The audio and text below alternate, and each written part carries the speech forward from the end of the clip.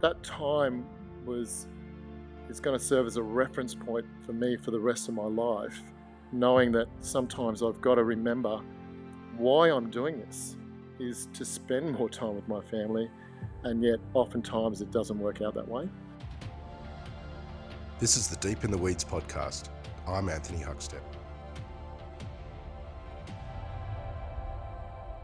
As we've seen during the series, the plans and fortunes of many have been heavily altered due to the pandemic.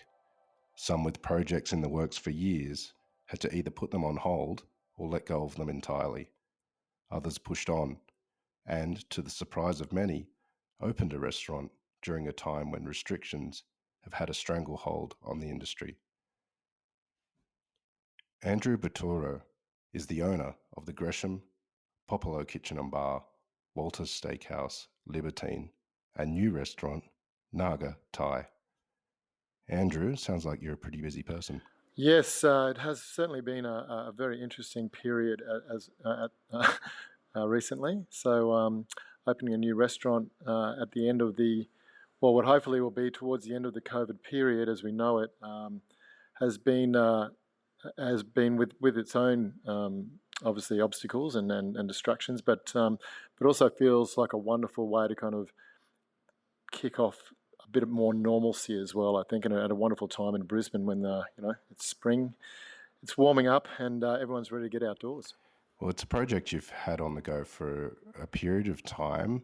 What were your concerns when the pandemic landed, given that you'd been working on this restaurant concept and hadn't launched it yet? Did you have concerns over the potential future of it? Absolutely. It was very, very close to being signed just prior to COVID. The lease hadn't actually been executed at that point, but we had a very strong agreement at that point. The concept had taken on a life of its own, which they tend to do when you're feeling strongly, and I think you have some good ideas, and I really wanted to wait and see how the COVID period panned out before we decided to move ahead. But I really felt strongly that as soon as we had some sort of clarity around this business, or around the hospitality industry, in particular in Queensland, and how it was going to end up playing out, I guess, I felt like I really didn't have much. The opportunity was so good, the location was so good. I thought the idea and the concept is so good that I really felt like sometimes you've got to take that little bit of a jump when you might not feel overly comfortable about it. And I felt like this is all I do.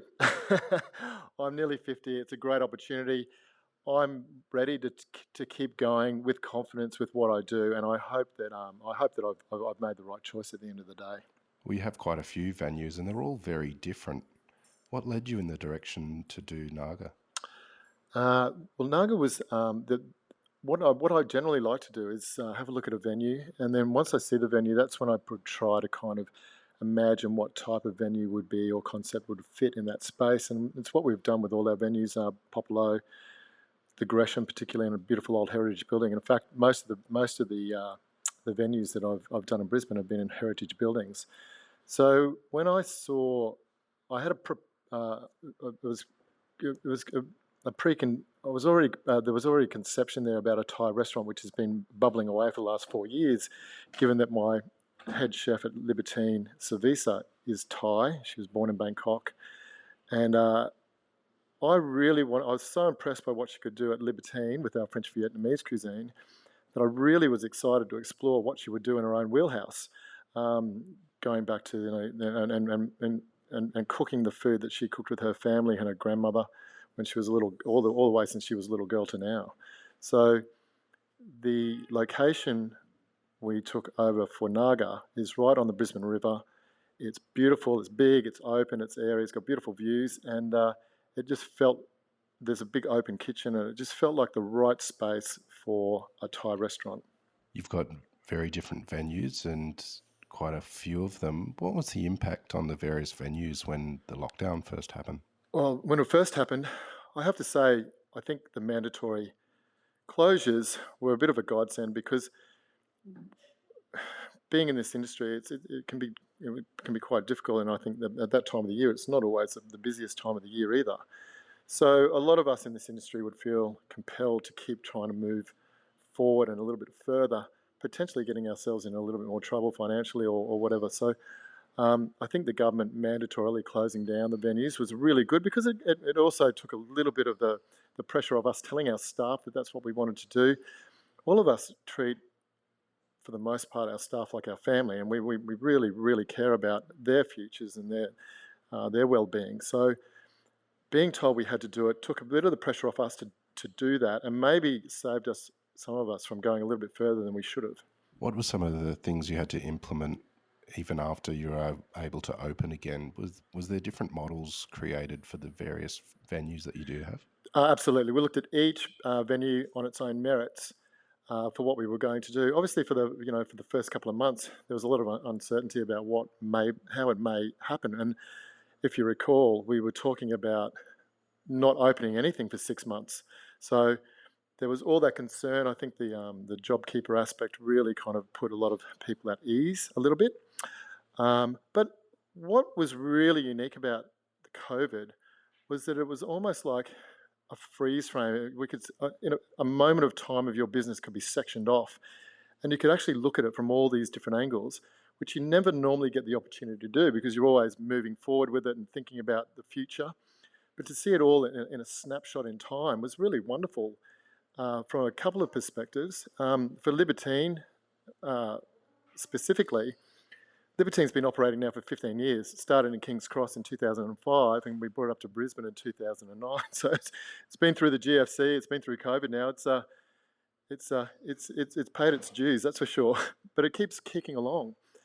But one of the interesting things was, when I stopped, I was thinking to myself, why did I put 5 beer taps? When did that happen?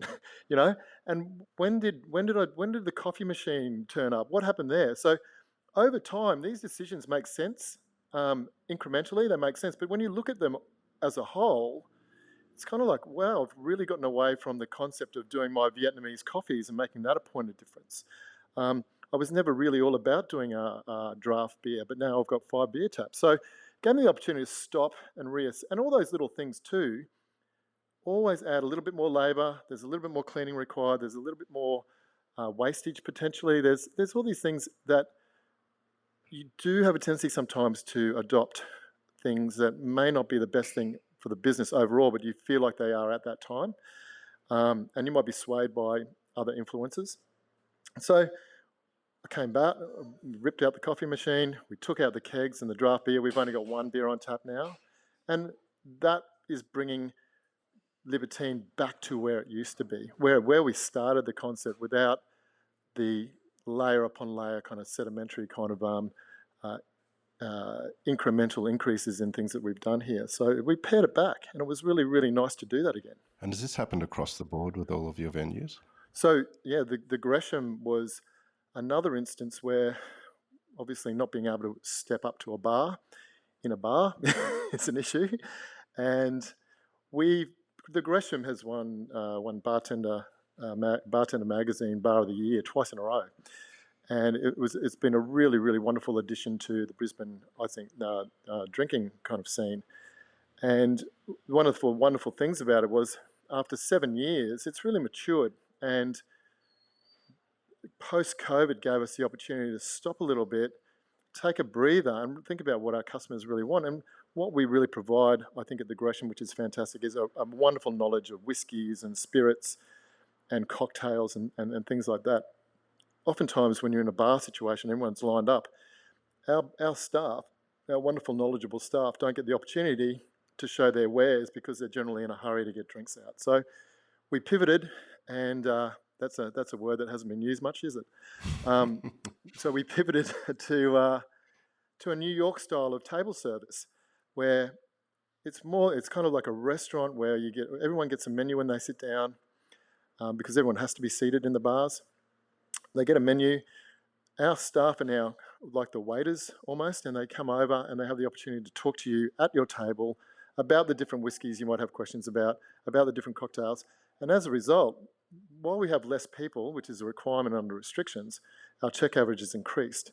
And people are staying longer because they don't want to give up their seat to all the people who are waiting outside to come in. So it's had a really interesting knock-on effect. And I feel like the Gresham is where, after 7 years, it has matured into a venue that can do something like this table service concept. Given the restrictions that are still in place and the impact on places like pubs and bars, and how do you feel about them moving forward, given that's an area where people usually socially interact and elbow to elbow at a bar or seeing a live band? Do you feel like that model is going to change in the near future? I think it will for the near future, and I think it will for a little while to come, because I think regardless of how some people feel, there's going to be a number of people who feel the residual effects of the social distancing and maybe still feel that being in large crowds could expose them to, to illness or anything like that. So I think it will have an effect, but I love the hospitality industry, and in general, it's an incredibly creative bunch of people. So if any obstacles that are put up in front of anyone in hospitality, they'll go under it, they'll go over it, they'll go around it, or they'll smash through it. So I have no doubt that there will be some sort of hybrid concept that comes out and about as a result of this in the bars and clubs, and I think it'll be for the betterment of the customer base at the end of the day. But converse to that is the landlords and the developers who hopefully are starting to realise that for long-term tenancies, we need to have, at the rents that people are paying sometimes, you need to have people shoulder to shoulder or crammed into smaller spaces, because every seat that you have in a restaurant is basically income, and higher rents mean we have to have more people in them. So hoping that that the landlords and developers and so on will really look at getting operators who can spend the duration of their lease there with some cooperation and some understanding about what their requirements are financially. What's it like in Brisbane at the moment? It's certainly coped a lot better, or had a marginally better experience than Sydney and Melbourne in regards to cases and fatalities. What's the sense in the city at the moment? Does it feel almost back to normal? The city still feels a little quiet. I think that there's still a lot of people who are at home and working from home. It certainly doesn't have the same vibrancy that it did prior to COVID. But of course, winter in Brisbane is an interesting time. If you're from Brisbane, if you're not from Brisbane, winter here feels like an Indian summer if you're from anywhere else. But for people from Brisbane, it's freezing, man. So we don't go out a lot in winter anyway. So I think that if and generally that's because we've got board shorts and singlets on all the way through winter as well, complaining about how bitterly cold it is. Well, I'm in Canberra, so I don't feel sorry for you. Fair enough. But, we're coming out of, I think if it was going to happen at any time, our winter was probably the best time for it to happen to us. It has been really well contained here. So there is a certain level of optimism around not just our industry, but, all the other industries, and people coming out and dining out again. The beautiful spring days have just started. We're going into summer. I think it kind of, it's an absolute travesty that this has happened, and it's hurt a lot of customers. But if you were to talk about timing for people, I think people in Brisbane, it couldn't have really kind of gone much better for us, and my heart. And I know a lot of people in the industry up here, their heart goes out to the people in Sydney and Melbourne in particular, because the second wave was something we absolutely dreaded, all of us in all states. You've been a huge influence on the industry in Queensland. How much has it changed for you in the last decade or so? It's a decade is a long time, and I've been back up in Brisbane since 2009, and I've seen the dining, particularly the dining scene, has really burgeoned, and it's been wonderful to watch, because it keeps everyone competitive, and we're competing. I think we're competing extremely well, if not better, than the likes of Sydney and Melbourne as well. I think we've really risen to the levels that they once upheld. I I think the introduction of great precincts like Howard Smith Wharfs has put not only Brisbane on the national map, but of course the international map. And I think that, you know, when we had the Gresham was winning awards for the nightlife, and also I think Lefties also won an award. So 3 years in a row, Brisbane bars were winning awards. Fortunately, I think that has been affected by some of the licensing decisions with the ID scanners and things like that. But I would hope that we continue on our upward journey in terms of the service, the food, the concepts that are coming out. And I really, really feel like more than ever, Brisbane is really, well, not just a national stage, it's on an international stage. And there's some really, really good operators up here. And there's some great operators that are coming up here as well. So, you know, I think once people from Sydney and Melbourne come up here and they get a taste for the weather and the climate and the beaches, it's, you know, it's pretty hard to leave. You mentioned how much you love hospitality. How did you get a start in the industry? I started back in around 1989 as a young uni student, but also I got the opportunity, which was highly sought after and very, very difficult to get, as a glassy at Fridays. Wow. Which was, so you had to know someone. And thankfully I did, and I got a shot, and I worked there for a little while as a glassy, and then went into the bar. But very soon I was a duty manager, quite young duty manager. And coming from an all-boys school where I was fairly shy and a bit retiring, to be suddenly thrust into a working environment with some of the most charismatic, crazy, wild people I've ever met was absolutely gobsmacking to me, but it was so enthralling and so attractive, and it was just it was like another world that I didn't know existed, and it was just it was an amazing time. Responsible service of alcohol was just being introduced back in those days. And so it was just a really wonderful time, and there was a lot of camaraderie and a lot of teamwork around working together, and late nights and early mornings, and you know, it was a really wonderful time to be in hospitality, and it stuck with me. I couldn't really commit to what I had intended to do, which is along journalism or marketing lines. I really felt that I loved being involved in making sure that people had a great time, knowing that you know, by the way that you acted and the way that you interacted with guests could really, really affect, in a really positive way, the experience they've had in a venue that you were working in. Were there some key moments or venues you worked at that changed your life in regards to the industry? Two that stand out. The first one was my first ever restaurant that I did with my business partner at the time, a good friend. It was a restaurant called Joe Diamond's, which we opened in 1999, just before the Olympic Games in Sydney. And I went down to Sydney to actually open this with this friend of mine. And it was a really, really popular venue. It was really, really exciting. We got really good traction. We would walk in every Thursday and Friday, Saturday night. There'd be a line up out the front to get in. And then the Olympics hit town and really put a massive dent in our patronage. So we actually never recovered from it, and we had to close the business down, unfortunately. But at the time too, I really didn't know much about business. I could run a team of people, and I could manage, and then I knew about hospitality, but I didn't know about business. So I went into that one a bit eyes wide shut. As a result of that closing down, I was invited to be the first general manager of the Australian franchise of Wagamama restaurants. So Wagamama at the time, and I didn't even know, I actually said to the guy who asked me if I'd wanted to do it, I said, "What the F is a Wagamama?" I'd never heard of it. So, but I said yes because I was unemployed at the time.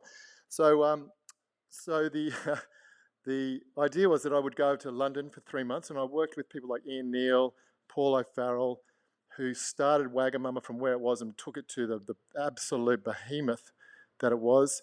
I got sent to Orlando to do courses at the University of Central Florida with some of the best operators in the world. And there was this huge dichotomy between, it was a before and after shot. You know, Joe Diamonds was a before shot, Wagamama was the during shot. This is where I learned about business and about cost of sales and productivity and all those wonderful things and marketing. And then Wagamama was fantastic, and we opened the first one in King's Wharf down at in Sydney, right on the water. And then we got those up to about 6 or 7 stores that's when the opportunity came in to do my own thing again. And I really loved the Wagamama experience, but there wasn't enough creativity or there wasn't enough control for me. And I really wanted to get out and put my own stamp on it. Wagamama was a bit restrictive in that sense that we had to get had to get a response from the UK if we wanted to change anything on the menu. There were no cocktails, so to speak, back then. It was but it was a fantastic business. It just happened to be a restaurant. So I kind of learned. I could go back and I could look at Joe Diamonds and know all the things that I didn't know back then, and the things that I didn't know. So it was Wagamama really kind of catapulted me into the numbers behind it all, and knowing your numbers and figures and costs and what everything costs. So those two side by side were, and both of them equally as important to my journey in hospitality, I think. Running one venue has its challenges, but what's some of the challenges involved in running so many venues like you do? The challenges are maintaining consistency, which is something we really, really work on within our group. Obviously, with so many different personalities running different businesses, so consistency would be, I think, it's always under threat, but it's something that we are so top of mind about that I think you would find that most people would say that they would have fairly consistent experiences per venue. I think at the end of the day too, one of the greatest assets that we have is our staff, and particularly our operations manager and our marketing team. They all work really closely. We really, really work hard on communication. Communication is really key, and the messages are clear and they filter down, but we also let the messages filter up to us as well. We want to know what our staff are thinking. We want to know what their ideas are. Sometimes some of the greatest ideas come from the people who are serving your food or making a cocktail. So we really encourage communication both ways. And we always try to create, I always like to create a menu that on every single item on that menu is something you would want to go back for. There's no room for ego in our business. I think if you asked a waiter who worked at Libertine or Walters or Popolo, they would be happy to serve every dish. But I know I've worked in a lot of places where there's some dishes, as soon as the person orders them, you kind of think to yourself, oh no, there's 50-50 chance this is going to go terribly wrong. But we don't want to have that. We want to have a menu where, and generally that dish is the one that catered to the chef's ego. And we just want to have menus that go, that if you look at it and you read it, you think everything on here is something that appeals to me. So we're going to come back 2 or 3 times. And by that time, we've got them on the hook, I hope, and now they become regular customers. Given the second lockdown in Melbourne and the ramifications of that, how do you see the industry in the next year or two and the issues that may come to the fore? I think there's going to be a level of cautiousness. I think functions and large gatherings, as you alluded to before, the bars and clubs, are going to be something that maybe take a little while for confidence to come back into that particular side of hospitality. In the meantime, I think some of the great things about this is obviously, we love the hand sanitizing and all those kind of things that have become part of the processes now. I think people will want to continue to see those types of things, I think the customer base has become, I think that they've seen there's a bit more empathy around going out now towards our staff, and they know that we've been through a fairly rough time, and as of our customers. So both sides of that have a certain empathy for each other now, and I think I think people are a little bit more tolerant when things don't go according to plan, and I would hope that it continues down that track. We do this because we love to make sure that people have a good time. We never ever, there's never a situation coming in where we just think, oh, you know what, that table over there, I'm just going to give them lousy service today, just on purpose. We make mistakes like everyone else, but for the most part, people are in this industry because they do love people. They do like to look after people, but certainly they don't like to be treated like servants. So I think there's a lot of empathy for the industry. I think there's a lot more there's a lot more tolerance for maybe providing a little bit more information or support for bookings that come through, providing potentially for larger group bookings, deposits, and things like that. So I think there's some changes there that'll probably stay around. Has this period of time changed the operations of the company and the plans for it moving forward? Look, not really. Warren Buffett always said, be confident when other people are fearful, or buy when other people sell. And I think that there are going to be a huge number of opportunities for hospitality, and probably people in other industries as well. But I think there's going to be a lot of opportunities for us to capitalise on over the next year or so. I think that hospitality is a difficult industry to get into, particularly for those without experience.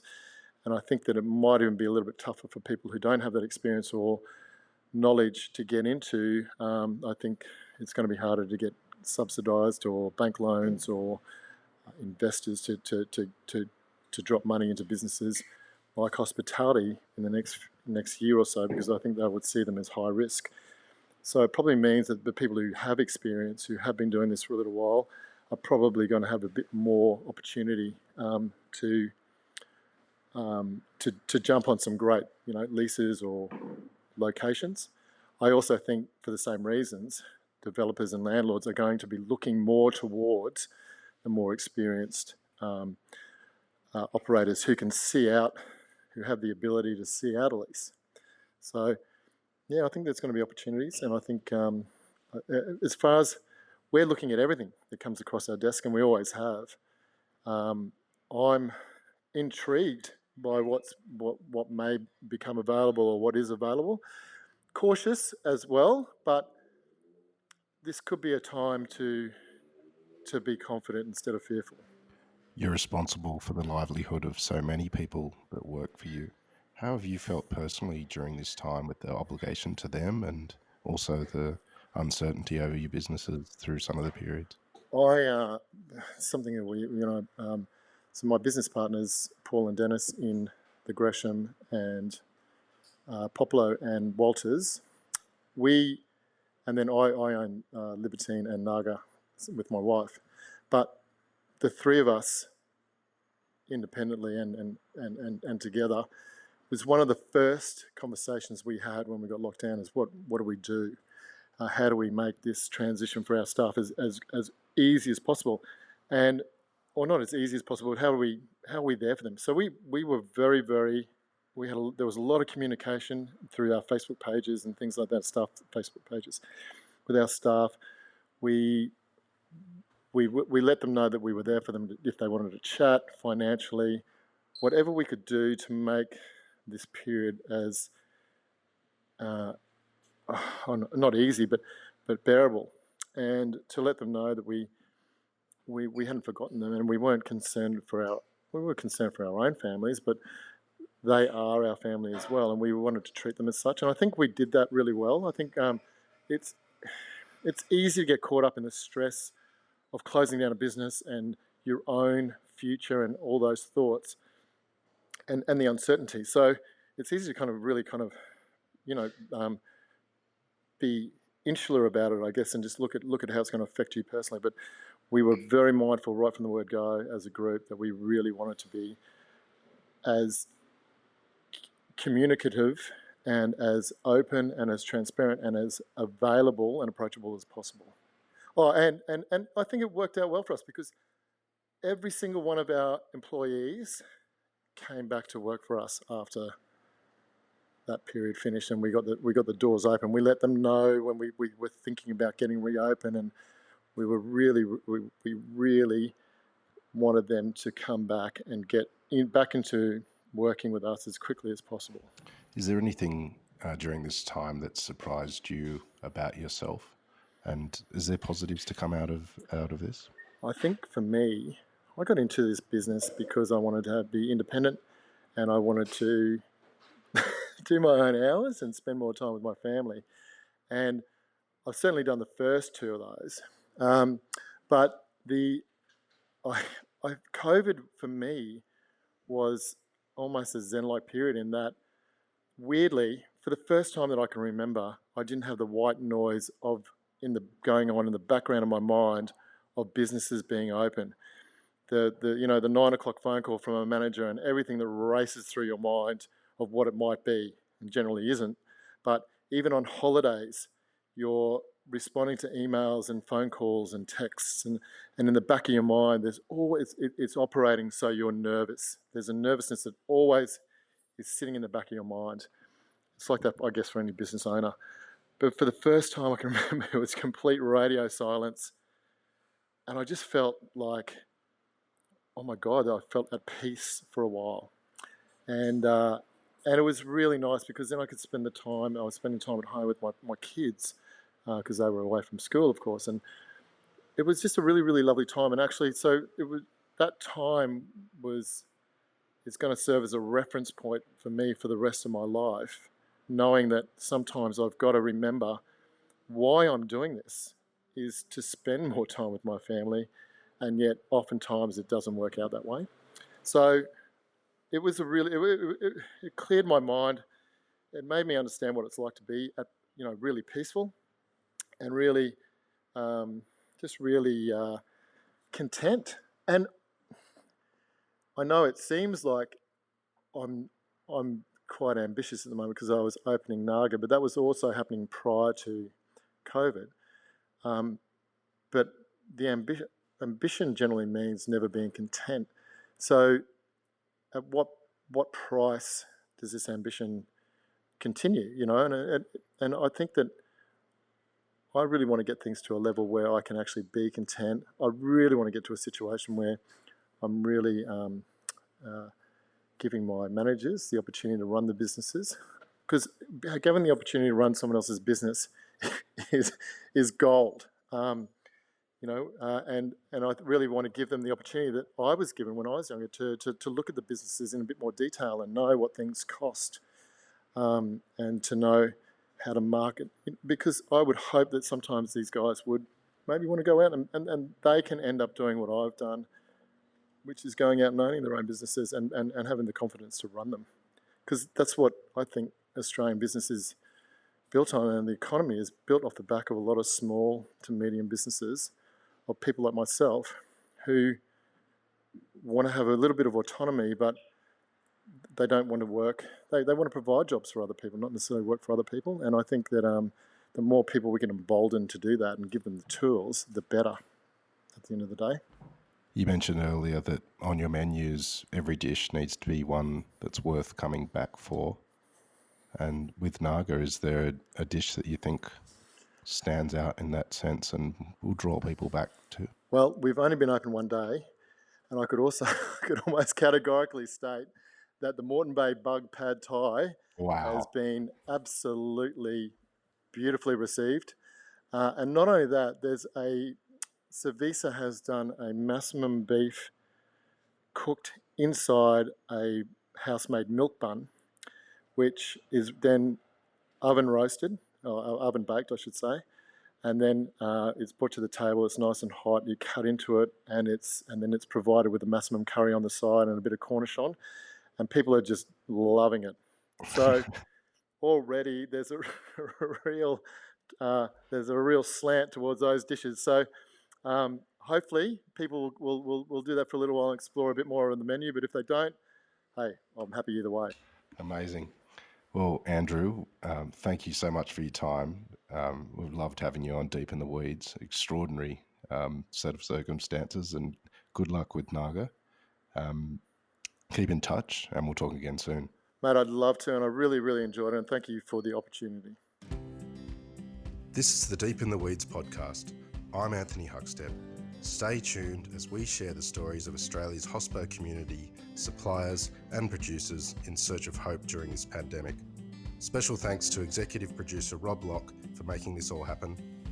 Follow us on Instagram at Deep in the Weeds Podcast, or email us at podcast@deepintheweeds.com.au. Stay safe and be well.